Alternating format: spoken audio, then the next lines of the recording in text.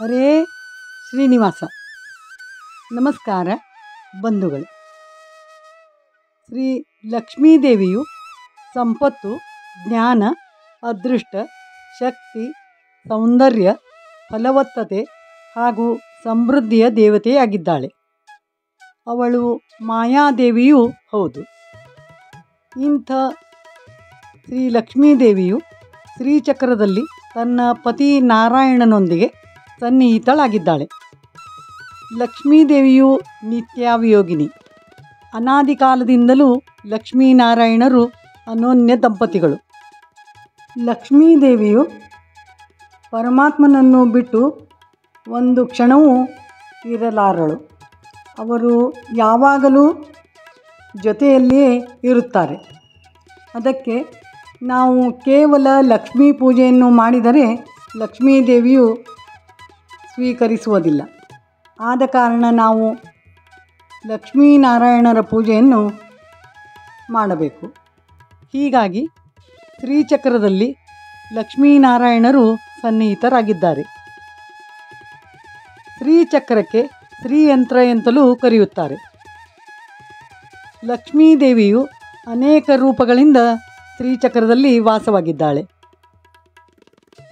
ಆದ್ದರಿಂದ ಶ್ರೀಚಕ್ರವನ್ನು ಪೂಜಿಸುವುದರಿಂದ ಶ್ರೀ ಲಕ್ಷ್ಮೀನಾರಾಯಣರನ್ನು ಪೂಜಿಸಿದಷ್ಟೇ ಫಲವಿದೆ. ಇದರಿಂದ ಧರ್ಮ, ಅರ್ಥ, ಕಾಮ, ಮೋಕ್ಷವೆಂಬ ಚತುರ್ವಿಧ ಪುರುಷಾರ್ಥಗಳು ಲಭಿಸುತ್ತವೆ ಹಾಗೂ ಸಕಲ ಅಷ್ಟೈಶ್ವರ್ಯಗಳು ಸಿದ್ಧಿಸುತ್ತವೆ. ಆದ್ದರಿಂದ ಈ ಶಕ್ತಿಯುತವಾದ ಅತ್ಯಂತ ಪ್ರಭಾವಶಾಲಿಯಾದ ಶ್ರೀಚಕ್ರದ ರಂಗೋಲಿಯನ್ನು ದೇವರ ಮುಂದೆ ಪ್ರತಿ ಶುಕ್ರವಾರ ಬಿಡಿಸಿ ಪೂಜೆಯನ್ನು ಮಾಡಬೇಕು. ಈ ರಂಗೋಲಿಯನ್ನು ವಿಶೇಷವಾಗಿ ಶ್ರಾವಣ ಶುಕ್ರವಾರ, ನವರಾತ್ರಿ, ದೀಪಾವಳಿಯ ದಿನದಲ್ಲಿ, ಲಕ್ಷ್ಮೀ ಪೂಜೆಯ ದಿನ ಹಾಗೂ ಕೋಜಾಗಿರಿ ಹುಣ್ಣಿಮೆಯ ದಿನ ಹಾಕಿ ಲಕ್ಷ್ಮೀ ಪೂಜೆಯನ್ನು ಮಾಡುವುದರಿಂದ ಅನಂತ ಫಲವಿದೆ.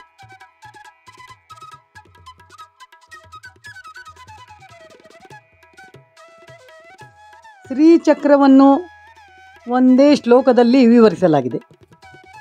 ಬಿಂದು, ತ್ರಿಕೋಣ, ವಸುಕೋಣ, ದಶಾರಯುಗ್ಮ, ಮನ್ವಶ್ರ, ನಾಗದಳ ಸಂಯುತ, ಷೋಡಶಾರಂ, ವೃತ್ತತ್ರಯಂ ಚ, ಧರಣೀಸದನತ್ರಯಂ ಚ, ಶ್ರೀಚಕ್ರಮೇತದುದಿತಂ ಪರದೇವತಾಯಾಃ.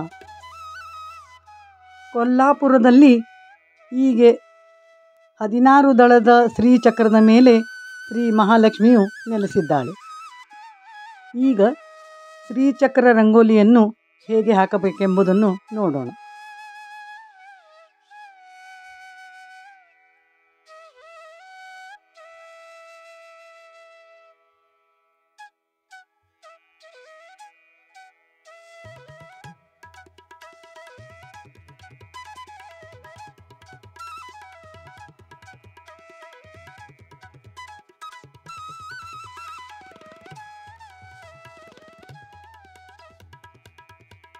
ಶ್ರೀಚಕ್ರವು ಅತ್ಯದ್ಭುತವಾದ ಮಹಿಮೆಯನ್ನು ಹೊಂದಿದೆ.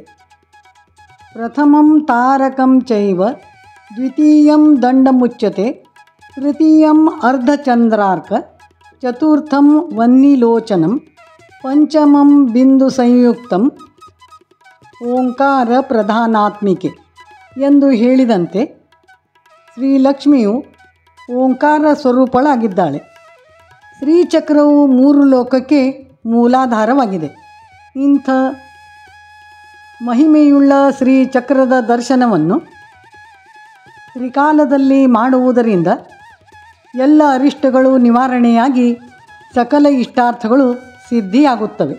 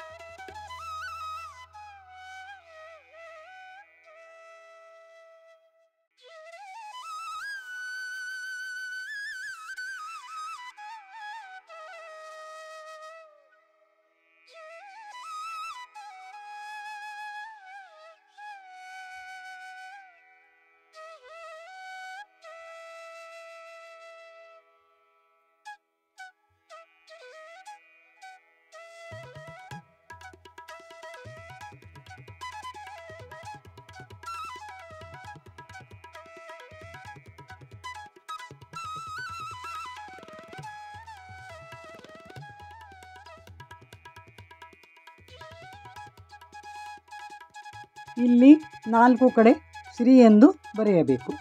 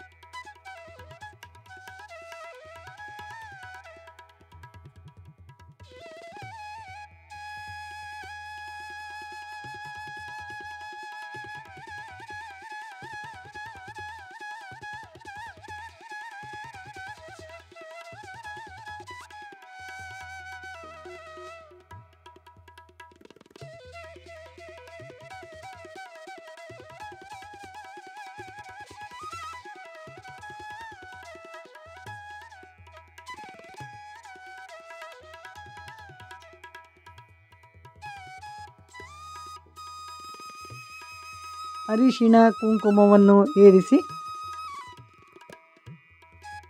ದೀಪವನ್ನು ಹಚ್ಚಿಟ್ಟು ಪೂಜೆಯನ್ನು ಮಾಡಬೇಕು. ಇದರಿಂದ ಶ್ರೀ ಲಕ್ಷ್ಮೀದೇವಿಯು ಪ್ರಸನ್ನಳಾಗಿ ನಮ್ಮ ಎಲ್ಲ ಇಷ್ಟಾರ್ಥಗಳನ್ನು ಪೂರೈಸುತ್ತಾಳೆ.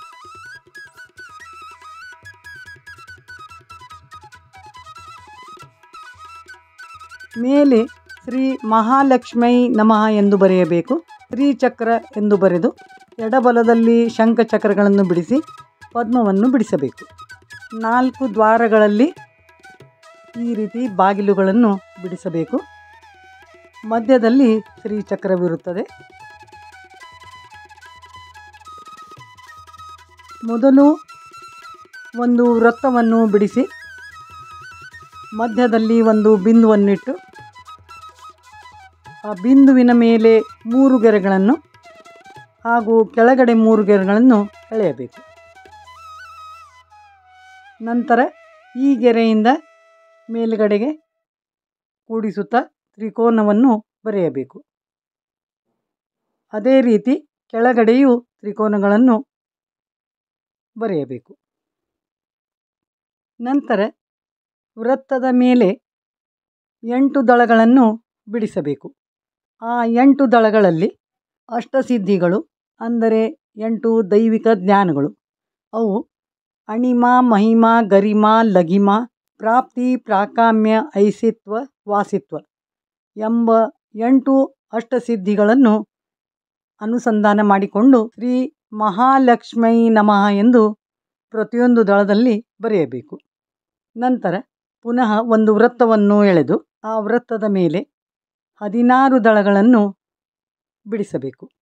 ಆ 16 ದಳಗಳಲ್ಲಿ ಶ್ರೀ ಮಹಾಲಕ್ಷ್ಮಿಯ ಷೋಡಶ ಕಲೆಗಳನ್ನು ಅಂದರೆ ದಯಾ, ಕ್ಷಮಾ, ಶಾಂತಿ, ನೀತಿ, ಭಕ್ತಿ, ಪ್ರೀತಿ, ಧೈರ್ಯ, ಚಾತುರ್ಯ, ಜ್ಞಾನಲಾಲಸೆ, ಸಹಿಷ್ಣುತೆ, ಪರೋಪಕಾರ, ಪಾತಿವ್ರತ್ಯ, ಸಮಾಧಾನ, ಸತ್ಯವಚನ, ನಮ್ರತೆ ಹಾಗೂ ಪರಮಾತ್ಮನೊಡನೆ ಹೊಂದಿಕೊಳ್ಳುವಂತಹ ಸ್ವಭಾವವನ್ನು ಶ್ರೀ ಮಹಾಲಕ್ಷ್ಮಿ ಹೊಂದಿದ್ದಾಳೆ ಎಂದು ಅನುಸಂಧಾನ ಮಾಡಿಕೊಂಡು 16 ದಳಗಳಲ್ಲಿ ಈ ರೀತಿ ಅನುಸಂಧಾನ ಮಾಡಿಕೊಳ್ಳಬೇಕು.